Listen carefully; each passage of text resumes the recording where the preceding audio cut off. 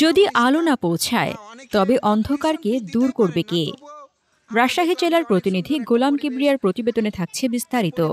শিক্ষা হলো প্রতিটি শিশুর অধিকার, কিন্তু বাস্তবতা হলো সমাজের অনেক শিশু এখনো সেই অধিকার থেকে বঞ্চিত। অর্থের অভাবে, সুযোগের অভাবে কিংবা কেবলমাত্র এক টুকরো খাতা কলমের অভাবে অনেক শিশুর স্বপ্ন অঙ্কুরেই ঝরে যায়। কিন্তু কিছু মানুষ থাকেন যারা নিজেদের সাধ্যমতো আলো জ্বালানোর চেষ্টা করেন। তেমনই এক অনন্য দৃষ্টান্ত স্থাপন করেছেন জামালপুরের সাজ্জাদ আলী। রাজশাহীর ভদ্রার মোড়ে সুবিধা বঞ্চিত শিশুদের জন্য গড়ে তুলেছেন এক অভিনব শিক্ষা প্রতিষ্ঠান 10 টাকার স্কুল। মাত্র 10 টাকা চাঁদা দিয়ে শিশুরা এখানে পড়াশোনা করতে পারে। তবে টাকাটা এখানে মুখ্য নয়, আসল উদ্দেশ্য হল সবার জন্য শিক্ষা নিশ্চিত করা। সাজ্জাদ আলী নিজে থেকে বাচ্চাদের খাতা, কলম, পেন্সিল সরবরাহ করেন যেন তাদের পড়াশোনা চালিয়ে যেতে কোনো বাধা না থাকে।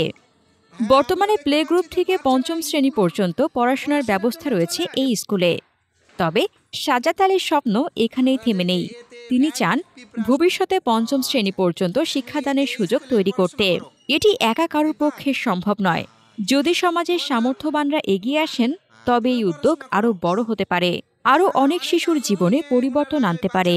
একটি শিশু শিক্ষিত হলে শুধু তার জীবনই বদলায় না, বদলায় সমাজ, দেশ ও ভবিষ্যৎ। তাই আসুন আমরা সবাই মিলে এই মহৎ উদ্যোগের পাশে দাঁড়াই এবং শিক্ষার আলোকে আরও অনেক দূর পর্যন্ত ছড়িয়ে দেই।